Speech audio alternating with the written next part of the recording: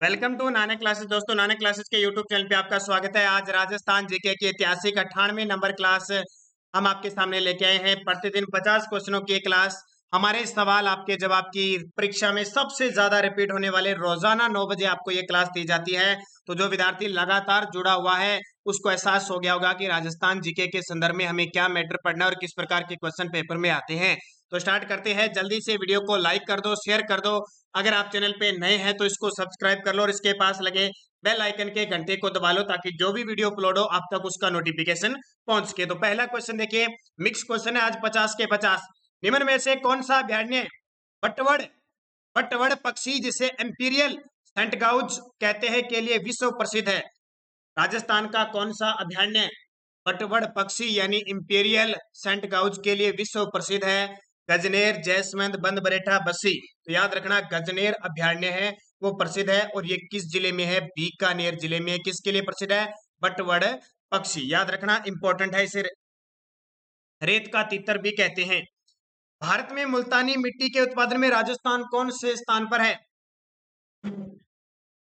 तो इसका सही जवाब हो जाएगा भारत में जो मुल्तानी मिट्टी के उत्पादन में राजस्थान का स्थान है वो पहला स्थान है। कौन सा? मुल्तानी मिट्टी के मामले में राजस्थान का भारत में कौन सा स्थान है? पहला स्थान है। याद रखना, इंपॉर्टेंट है। राजस्थान के कौन सा वृक्ष है जिसे धर्म ग्रंथों में शमी और स्थानीय भाषा में जांटी कहा जाता है? राजस्थान में कौन सा वृक्ष है जिसे धर्म ग्रंथों में शमी कहा गया और स्थानीय भाषा में जांटी कहा गया? तो बहुत ही खास है खेजड़ी वृक्ष। कौन सा खेजड़ी वृक्ष जो हमारे राजस्थान का क्या है? राजकीय वृक्ष है, जिसे कब घोषित किया गया? 1983 के अंदर। और गोगा जी का जो थान बना होता है वो किस खेजड़ी वृक्ष के नीचे बना होता है? जानते हो खेजड़ी वृक्ष के बारे में? राज्य हमारा वृक्ष है। तो इसके बारे में पूरी जानकारी होनी चाहिए, पेपर में आता ही आता है निश्चित। सीधा ही क्वेश्चन आता है, राज्य वृक्ष कौन सा है? खेजड़ी। आदिवासियों द्वारा उदयपुर, डूंगरपुर, बांसवाड़ा में वनों को काटकर भूमि को किस प्रकार की कृषि के लिए योग्य बनाया जाता है? जो जनजातीय क्षेत्र है या आदिवासियों के द्वारा खास करके उदयपुर, डूंगरपुर और बांसवाड़ा में जो वनों को काटा जाता है वो किस प्रकार की भूमि होती है वहां की? तो उस भूमि को हम क्या कहते हैं? वालरा कृषि कहते हैं। और हमारे राजस्थान के उत्तर पूर्व में उसे सॉरी हमारे भारत के उत्तर पूर्व में उसे झूमिंग कृषि के नाम से जाना जाता है, यानी स्थानांतरित कृषि भी इसे कहा जाता है। वृक्षों को काट कर 2-3 साल के लिए फसल बोई जाती है, फिर इसे भूमि को परती छोड़ी जाती है। तो राजस्थान में जो अपना दक्षिणी राजस्थान में उसे झूमिंग कृषि या स्थानांतरित कृषि को किस नाम से जाना जाता है? वालरा कृषि के नाम से जाना जाता है। सीधा सीधा आपसे पेपर में पूछा जाएगा। और एक होता है वालर, वो वालर नृत्य होता है। कौन सा होता है? वालर नृत्य, जो ग्रासीय जनजाति सिरोही में करती है। मेवाड़ टेक्सटाइल मिल की स्थापना कब हुई? मेवाड़ टेक्सटाइल टेक्सटाइल्स मिल्स की स्थापना कब हुई? तो 1938 के अंदर हुई थी। कब? 1938 में इसकी स्थापना हुई थी। सीधे सीधे क्वेश्चन है। मुख्य रूप से चिंकारों के लिए प्रसिद्ध अभयारण्य कौन सा है? मुख्य रूप से चिंकारों के लिए प्रसिद्ध अभयारण्य कौन सा है? मैं आपको अभयारण्य वगैरह लगभग सारे टॉपिक करवा चुका हूं। कोई भी वीडियो आपको राजस्थान जीके का, करंट जीके का अगर देखना है तो आप उस टॉपिक का नाम लगा लीजिए, जैसे राजस्थान के अभयारण्य बाई नानक क्लासेज लगाओगे तो आपको पूरा मैटर मिल जाएगा। आप बढ़िया तरीके से देख सकते हो। इसके अलावा जल्द ही आपके लिए बजट 2021-22 पर एक फुल पावर वीडियो आने वाला है। जल्दी कल तक आपको वीडियो मिल जाएगा। और टेलीग्राम पे मैंने सूचना वैसे डाल दी है। और एक और जो विद्यार्थी पीटेट के विद्यार्थी हैं, पीटेट और पीएचटीसी के विद्यार्थी, क्योंकि आपके राजस्थान करंट अफेयर्स आएगा तो उसके लिए क्लास शुरू हो चुकी है स्पेशल। इस चैनल पे नहीं, आपको टेलीग्राम पे और जो व्हाट्सएप ग्रुप से जुड़े हुए उन सब विद्यार्थियों के लिए प्रताप क्लासेज है, ठीक है?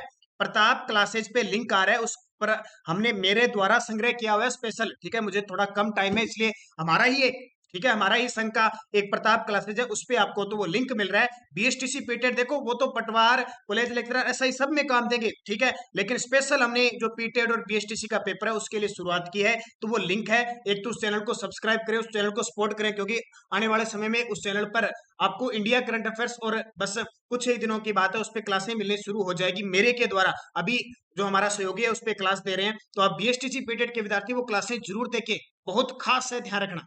तो लिंक आपको मिल रहा है, तो उस टेलीग्राम पे लिंक मिल रहा है, उस लिंक को पहले तो चैनल को सब्सक्राइब कर लें, बेल आइकन का घंटा दबा लें ताकि आपको नोटिफिकेशन रोज मिलता रहे। तो मुख्य रूप से चिंकारों के लिए जो प्रसिद्ध अभयारण्य है वो है नाहरगढ़। नाहरगढ़ अभयारण्य कहाँ पे है? जयपुर के अंदर है। नाहरगढ़ अभयारण्य जयपुर, और नाहरगढ़ किला भी आपको पता है इसी नाहरगढ़ अभयारण्य के अंदर है। ये नाहरगढ़ अभयारण्य जयपुर में किसके लिए प्रसिद्ध है? चिंकारों के लिए प्रसिद्ध है। और हाल ही में सफेद सिंह के लिए भी चर्चा में आया था, सफेद सिंह के कारण भी चर्चा में आया था। नाहरगढ़ अभयारण्य की एक और बात ध्यान रखना, नाहरगढ़ अभयारण्य राजस्थान का पहला जैविक उद्यान घोषित हुआ था। कौन सा जैविक उद्यान? लेकिन बना कौन सा था? सज्जनगढ़ ठीक है, घोषित जैविक उद्यान नाहरगढ़ हुआ था, लेकिन उद्घाटन हुआ था सज्जनगढ़ उदयपुर वाले का। तो इसमें कंफ्यूज मत होना, याद रखना नाहरगढ़ अभयारण्य। और ये चिंकारा जो वन्य जीव है ये श्री गंगानगर जिले का वन्य जीव शुभंकर है, ये भी याद रखना। मरुस्थल के विकास को रोकने के लिए सरकार ने 1991 में एक नया कार्यक्रम प्रारंभ किया था, उसका नाम क्या? अभी 2019 के एक पेपर में क्वेश्चन आया है, मरुस्थल के विकास को रोकने के लिए सरकार ने 1991 में एक कार्यक्रम चलाया था जिसका नाम था ऑपरेशन खेजड़ा। क्या नाम था? ऑपरेशन खेजड़ा था। और पश्चिमी राजस्थान में खास करके शेखावटी क्षेत्र में सबसे ज्यादा खेजड़ी के वृक्ष मिलते हैं। वह कौन सा जिला है जो वन संपदा में धनी है? इनमें से कौन सा जिला है जो वन संपदा में धनी है? अजमेर, पाली, बाड़मेर, उदयपुर। तो राजस्थान में सबसे ज्यादा वन उदयपुर में है। कहां पे? सबसे ज्यादा वन उदयपुर में है। और सबसे कम वन की बात करें तो सबसे कम चूरू में है, सबसे कम चूरू में है, सबसे ज्यादा उदयपुर के अंदर। और प्रतिशत में सबसे कम जोधपुर में है, यानी उस जिले के प्रतिशत के हिसाब से सबसे कम जोधपुर में है और प्रतिशत में सबसे ज्यादा उदयपुर में है। वह कौन सा जोड़ा है जिसे कौन सा जोड़ा सुमेलित है? देखो, रणथंभौर राष्ट्रीय उद्यान काले हिरणों का संरक्षण करता है क्या? बिल्कुल ही गलत हो गया, क्योंकि काले हिरणों का नाम आते हम कहां जाएंगे? ताल छापर जाएंगे। कहां पे? ताल छापर जाएंगे, तो ये गलत है। केवलादेव राष्ट्रीय उद्यान बाघ संरक्षण के लिए प्रसिद्ध है क्या? बिल्कुल गलत है, क्योंकि बाघ परियोजना हमारे रणथंभौर में चल रही है, सरिस्का में चल रही है और मुकुंदरा हिल्स में चल रही है, और अब चौथा रामगढ़ बन गया, तो ये भी गलत है। मरु उद्यान जीवावशेषों का संरक्षण है। मरु उद्यान है जीवावशेषों का संरक्षण, बिल्कुल सही है। जीवाश्म पार्क है, एकलवुड फॉसिल पार्क के अवशेष मिले हैं। तो मरु उद्यान जो जैसलमेर प्लस बाड़मेर में फैला हुआ है 3162 वर्ग किलोमीटर में, जो राजस्थान का सबसे बड़ा अभयारण्य है। और इसमें ध्यान रखना जैसलमेर और बाड़मेर में ये फैला हुआ है। गोडाउन पक्षी के प्रजनन स्थली है खास करके। और हाल ही में यहाँ पे ग्रीन प्रोजेक्ट चलाया गया है, जो अभी एक डेयरी विभाग सहकारी बोर्ड के पेपर में आया था। अमृता देवी कृष्ण मार्ग ये प्रवासी पक्षियों के संरक्षण के लिए नहीं है, तो उत्तर हो जाएगा मरु उद्यान। महाराजा उमेद मिल्स की स्थापना 1942 में किस नगर में की गई थी? बहुत इंपॉर्टेंट है। महाराजा उमेद मिल्स की स्थापना 1942 में किस जिले में की गई? पाली जिले में। और वर्तमान में राजस्थान में सबसे ज्यादा सबसे बड़ी जो मिल है ये महाराजा उमेद मिल्स पाली है। सांगवान के वन सबसे अधिक किस जिले में पाए जाते हैं? सांगवान के वन, अब हमें यह पता है कि दक्षिणी राजस्थान में सबसे ज्यादा सांगवान के वन होते हैं, लेकिन बांसवाड़ा, उदयपुर, चित्तौड़गढ़, कोटा जब ऑप्शन आ जाए तो आपका उत्तर क्या हो जाएगा? बांसवाड़ा में सांगवान के वृक्ष पाए जाते हैं। निम्न में से कौन सी जगह हाथ के बने कागज के लिए प्रसिद्ध है? निम्न में से कौन सी जगह हाथ से बने कागज के लिए प्रसिद्ध है? कौन सी जगह?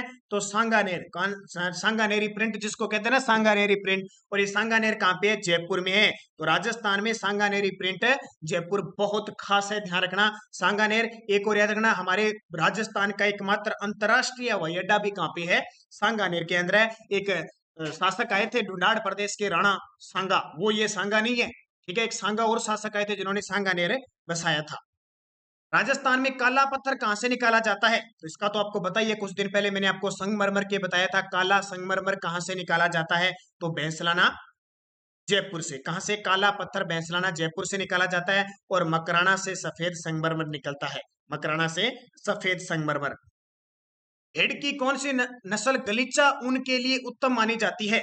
भेड़ की कौन सी नस्ल है जो गलीचा ऊन के लिए उत्तम मानी जाती है? तो याद रखना, जैसलमेरी जो भेड़ की नस्ल है ना, वो गलीचा बनाने के लिए, यानी ऊन, उसकी ऊन है वो गलीचा बनाने के लिए सर्वश्रेष्ठ मानी जाती है। चोकला को राजस्थान की, भारत की मेरिनो कहती हैं। चोकला भेड़ को राजस्थान व भारत की मेरिनो कहा जाता है। मेरिनो कहने का मतलब क्या हुआ? ऑस्ट्रेलिया में जो भेड़ की एक प्रजाति है मेरिनो, उसके आधार पर इसे उपाधि दी गई है। खरीफ की फसल के लिए उपयुक्त फसल चक्र निम्न में से कौन सा है? इनमें से आपको खरीफ फसल बतानी है। खरीफ फसल, जो खरीफ फसल कौन सी? जो जून में, मई जून में बोई जाती है, जून में बोई जाती है और अक्टूबर नवंबर में काटी जाती है, ठीक है। वो। तो खरीफ की फसल के लिए उपयुक्त देखो गेहूं, तो रबी की फसल है, ये गलत हो गया। जवार, मूंग, चना, चना रबी की फसल है, ये भी गलत हो गया। बाजरा, सरसों, सरसों रबी की फसल है, ये गलत हो गया। मोठ, बाजरा और चावल, ये सही कॉम्बिनेशन बैठता है। याद रखना सभी विद्यार्थी, जो पशुओं की जो जो प्रजाति होती है एक तो वो, और कृषि के अंदर रबी, जायद और खरीफ की फसल कौन सी होती है, कब बोई जाती है, सीधा सीधा पेपर में पूछा जाता है। जैसे पिछली साल बीएसटीसी में क्वेश्चन पूछा था, उसने न रबी दी न खरीफ दी, उसने पूछा कि निम्न में से कौन सी फसल मावठ की वर्षा से प्रभावित होती है या लाभ प्राप्त करती है, मावठ की वर्षा से लाभ प्राप्त नहीं करती है। तो उसने ऑप्शन दे दिया गेहूं, चना, सरसों, कपास।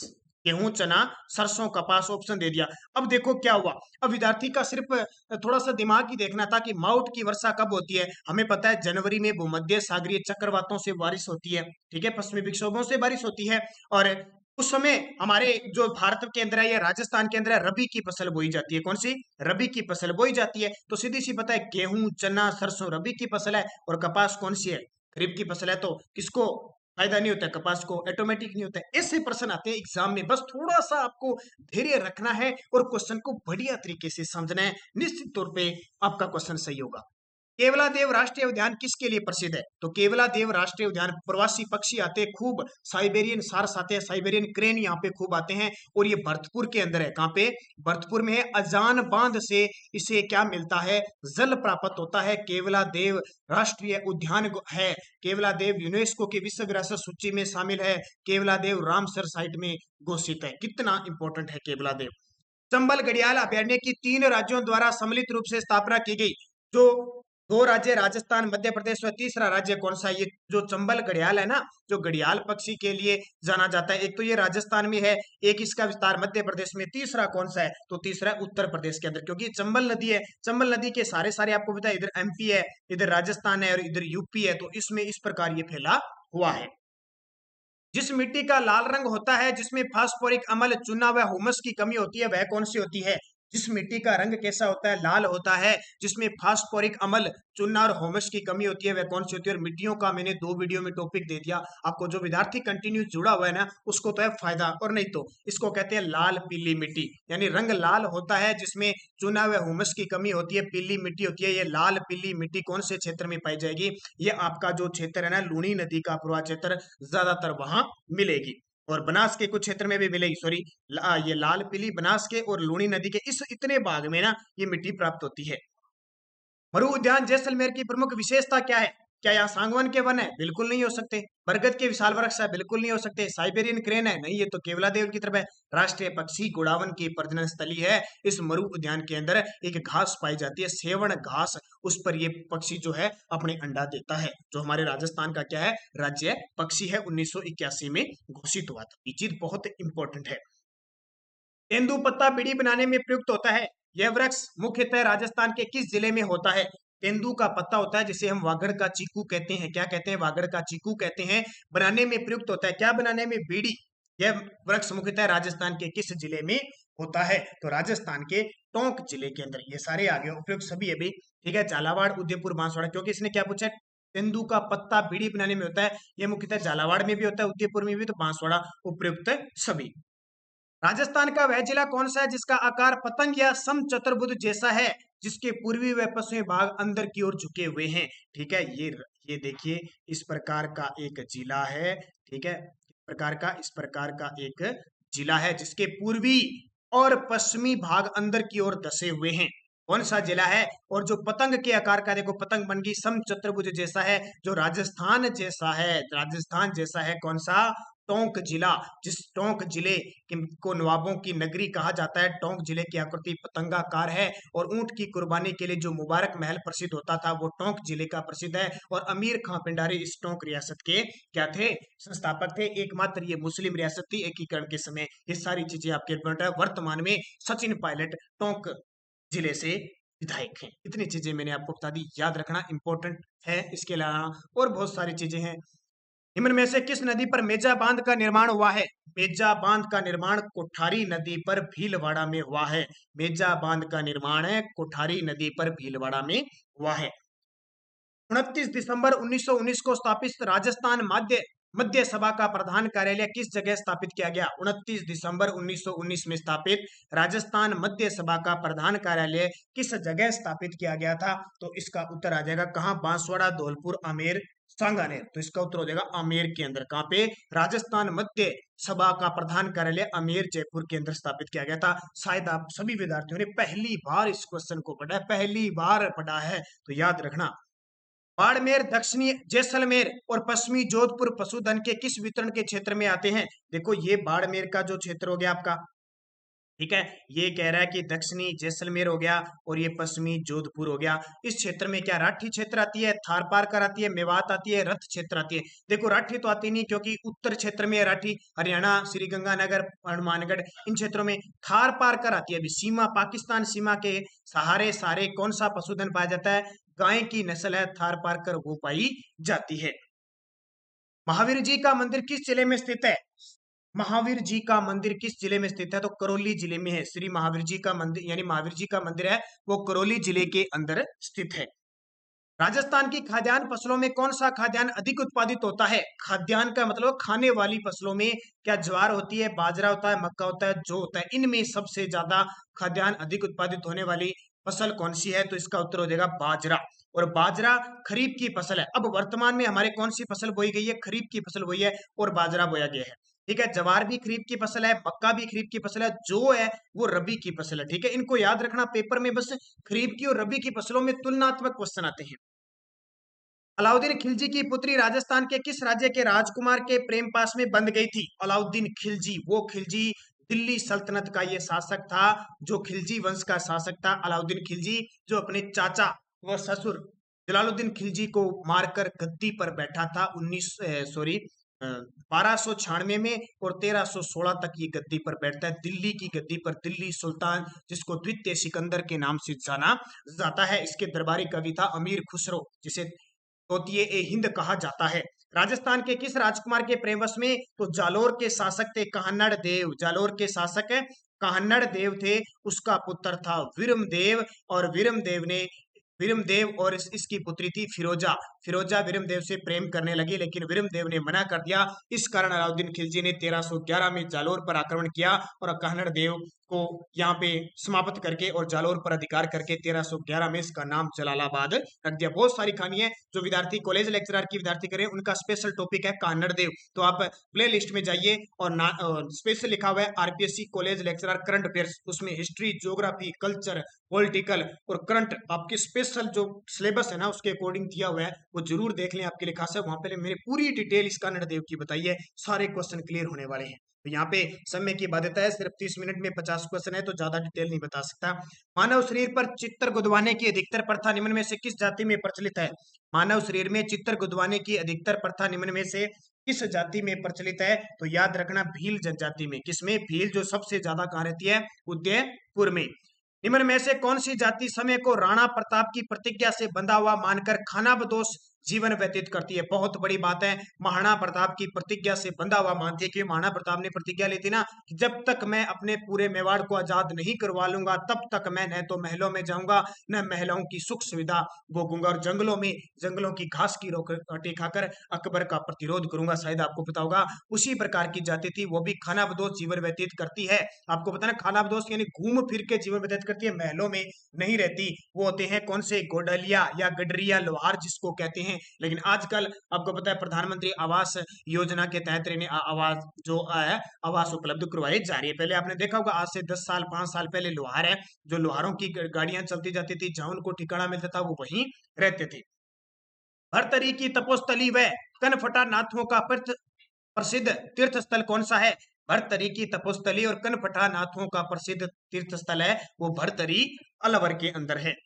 राजस्थान में हमीदुद्दीन नागौरी, राजस्थान में हमीदुद्दीन चिश्ती को मिठे साहब के नाम से जनमानस में प्रसिद्धि मिली। इनकी दरगाह किस दुर्ग के भीतर है? हमीदुद्दीन नागौरी नाम आ गया वैसे, ठीक है। मिठे साहब, हमीदुद्दीन चिश्ती संप्रदाय थे, इन्हें मिठे साहब के नाम से भी जाना जाता है। इनकी जो दरगाह है वो नागौरी नहीं है, सॉरी, हमीदुद्दीन चिश्ती है। गागरोन दुर्ग जो झालावाड़ के अंदर है, जो राजस्थान का जल दुर्ग का सबसे अच्छा उदाहरण है और बिना नींव के पत्थर पर सटे हुए खड़ा हुआ है, खिंची चौहानों के लिए प्रसिद्ध है। वहां पे ये दरगाह है, मिठे शाह की दरगाह। राजस्थान में वाटर सफारी से संबंधित नदी कौन सी है, यानी कौन सी नदी में वाटर सफारी की जाती है, वाटर सफारी घूमने का इंटरेस्ट लिया जाता है, तो चंबल नदी। और चंबल नदी के बारे में मैंने खूब सारी बातें आपको बता दी। राजस्थान की अंतर्राष्ट्रीय सीमा के सहारे स्थित जिलों के निम्नलिखित युग्मों में से कौन सा सही है। ध्यान रखना, हमारी क्लास 1 से लेकर आज 98 नंबर क्लास है, 98 नंबर, लगातार जो विद्यार्थी जुड़ा हुआ है, मैं वही चीज आपको नहीं बताऊंगा जो पहली बार बता रहा हूं। जैसे चंबल नदी, बनास नदी, इनके बारे में मैं आपको कितनी बार बता चुका हूं, ठीक है। वो चीज नहीं बताऊंगा जो हम पहली बार पढ़ रहे हैं, या किसी की चीज के बारे में इमरजेंसी जरूरी बताना है जो आपके लिए इंपॉर्टेंट हो, ठीक है। वैसे हर चीज नहीं बताऊंगा कि चंबल के बारे में फिर बार बार बता दिया। तो लगातार जुड़े रहना, सुबह 7 बजे करंट की क्लास और शाम 9 बजे जीके की क्लास। बस आप सभी का स्नेह, प्यार और सपोर्ट चाहिए, ताकि हम निरंतर एक समूह के साथ आगे बढ़ सके, और निरंतर बढ़ सके। सबसे बड़ी बात है, आप सभी का स्नेह, आशीर्वाद और सपोर्ट होगी ना, तो हम निरंतर चलेंगे, न कि हफ्ता में 2-3, निरंतर चलेंगे, और ये सबसे बड़ी बात हो जाती है। तो इसका उत्तर क्या हो जाएगा। अब अंतरराष्ट्रीय सीमा के सारे सारे देखो, क्या हनुमानगढ़ लगता है, नहीं लगता। जालौर लगता है, नहीं लगता।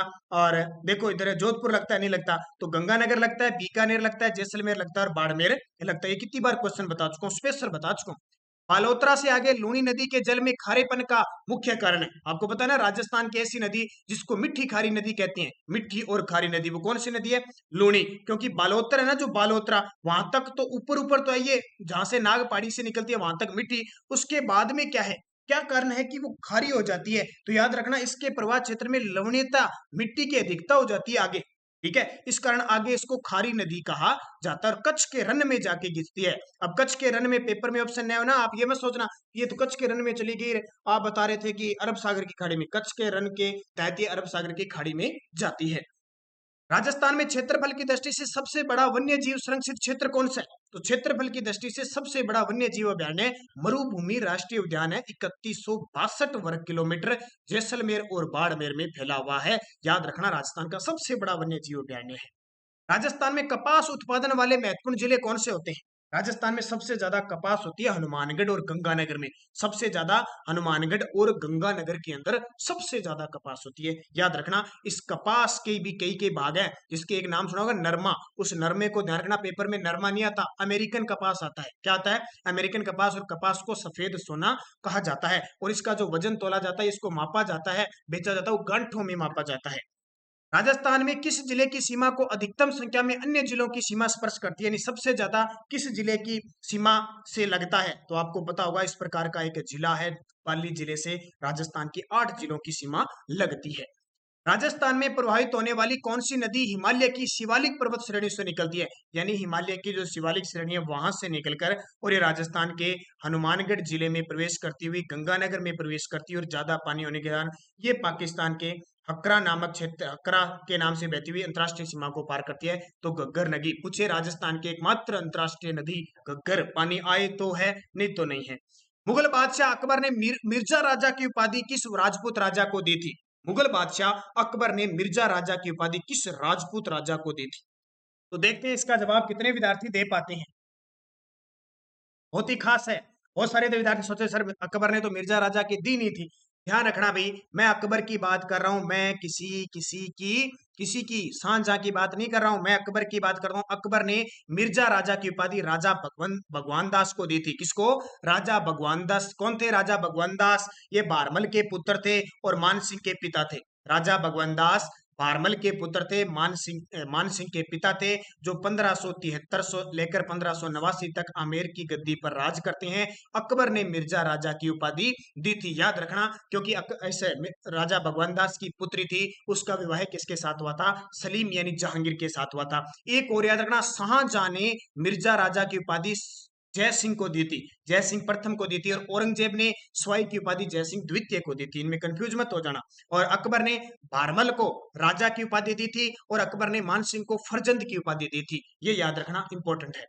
संसदीय सचिव किसके समक्ष शपथ लेता है। जो संसदीय सचिव होता है ना, वो किसके समक्ष शपथ लेता है हमेशा। ये क्वेश्चन बहुत सारे विद्यार्थी पॉलिटिकल पढ़ने के बाद ही फंस जाते हैं। तो संसदीय सचिव को हमेशा मुख्यमंत्री शपथ दिलाएगा। जैसे हमारे राजस्थान में सचिवालय का निर्माण किया गया, सचिवालय की स्थापना हुई थी 1949 में, और इसका मुख्यालय जयपुर में, और इसका मुख्य जो सचिव होता है वो मुख्य सचिव होता है, बाकी इसके नीचे काम करते हैं। तो मुख्य सचिव हमेशा मुख्यमंत्री के प्रसाद पर्यंत ही रहता है, इसका कार्यकाल नहीं होता है मुख्य सचिव का। मुख्यमंत्री शपथ दिलाता है, मुख्यमंत्री नियुक्त करता है, मुख्यमंत्री हटाता है। जैसे वर्तमान में निरंजन आर्य हमारे राजस्थान के मुख्य सचिव है, और के राधाकृष्णन हमारे राजस्थान के पहले मुख्य सचिव थे, और प्रथम महिला मुख्य सचिव थी कुशल सिंह। मैंने सारी डिटेल आपको बता दी, याद रखना। निम्न में से कौन सा कथन नारायणी देवी वर्मा के संदर्भ में गलत है? नारायणी देवी का नाम सुना होगा, माणिक्य लाल वर्मा की ये पत्नी थी। देखिए नारायणी वर्मा के बारे में गलत क्या चीज है। 1970 से 76 तक राज्यसभा की सदस्य रहती, ये सही है। 1994 में भीलवाड़ा में महिला आश्रम की स्थापना की थी, ये भी सही है। 1957 से 1962 तक लोकसभा की सदस्य रहती, ये गलत है अभी, क्योंकि हमारे राजस्थान की प्रथम महिला लोकसभा जो सांसद थी ना, वो गायत्री देवी थी। कौन थी? गायत्री देवी थी। और वो बनी कब थी? 1962 में बनी थी। तो इसका तो सवाल ही पैदा नहीं हो जाता। और 1942 के आंदोलन में भाग लेने के लिए जेल जाना पड़ा था, अपने 6 माह के पुत्र के साथ ही जेल लगी थी, ये सही बात है, तो ये गलत हो गया।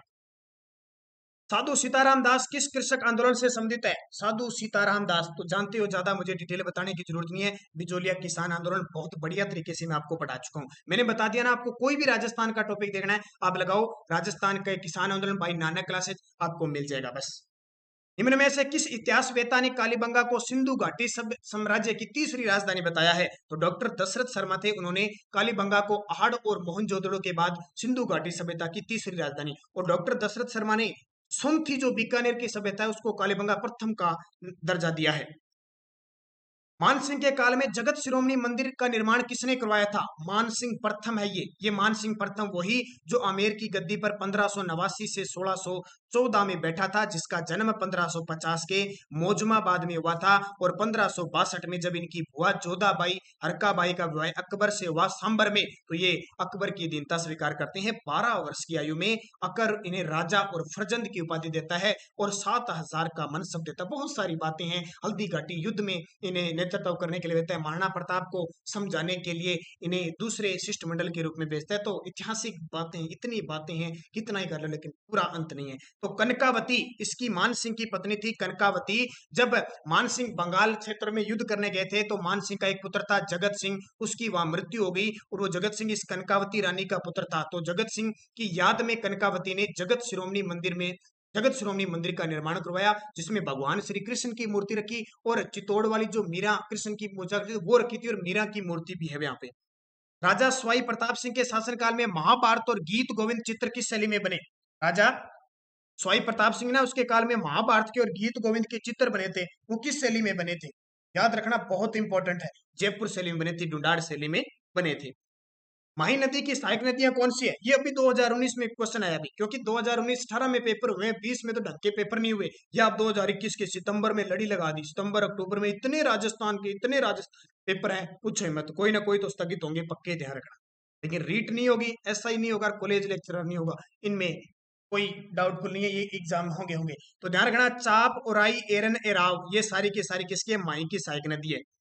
निम्न में से राजस्थान के किस नगर के संबंध में कहा जाता है कि केवल पत्थर की टांगे ही आपको वहां ले जा सकती है? केवल पत्थर की टांगे ही वहां ले जा सकती है। तो ये जैसलमेर दुर्ग के बारे में कहा जाता है। इसे राजस्थान का अंडमान रेगिस्तान का गुलाब कहते हैं, क्योंकि जब ये बना था उसमें इसके आसपास रेगिस्तानी थे। और एक बार अबुल फजल चले गए, अबुल फजल गए तो थक गए। अबुल फजल ने कहा कि इतनी दूर है, उसने कहा कि यहाँ पत्थर की टांगे ले जा सकती है, बाकी तो थक जाएंगे, क्योंकि पत्थर की टांगे निर्जीव वस्तु होती है और वो फिर थकती नहीं है, तो पग पैर दर्द करने लग जाते हैं। आज भी आप जाओगे ना जैसलमेर तरफ, तो वहां पे पहुंचोगे ना, शहर से निकलने के बाद बहुत दूर है, समय लगता था, लेकिन आजकल तो सुविधा बहुत है। गलियों का शहर इसको कहा जाता है। 99 बुर्ज है, बिना चुने के पत्थर पर पत्थर के बनाया गया, 2.5 शाखों के लिए प्रसिद्ध है। बहुत सारी चीजें हैं यहाँ पे। मुणोत नैणसी द्वारा उल्लेखित गुर्जर प्रतिहारों की 26 शाखाओं में से कौन सी 2 प्रमुख शाखाएं हैं? 26 शाखाओं में तो 2 है, याद रखना, मंडोर शाखा और कनौज शाखा। कौन सी? मंडोर और कनौज शाखा। झालावाड़ प्रजामंडल की स्थापना मांगीलाल भव्य ने कब की थी? बहुत इंपॉर्टेंट है। झालावाड़ प्रजामंडल की स्थापना मांगीलाल भव्य ने कब की थी? 1946 में की थी।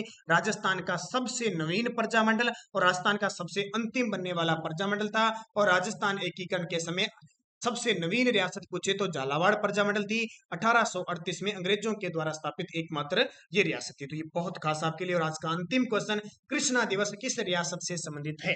कृष्णा दिवस किस रियासत से संबंधित है? तो इसका सही उत्तर आ जाएगा जोधपुर। और आपसे पूछे शहीद बिरबल दिवस का संबंध कहां से? बीकानेर से। शहीद बिरबल। और विजयदशमी के दिन किस प्रजामंडल की स्थापना हुई थी? तो कोटा की। तो बहुत सारी चीजें हैं, आप लगाओ राजस्थान का प्रजामंडल, भाई नानक क्लासेस, सब हो जाएगा। तो ये इंपॉर्टेंट 50 क्वेश्चन आपको उपलब्ध करवाए।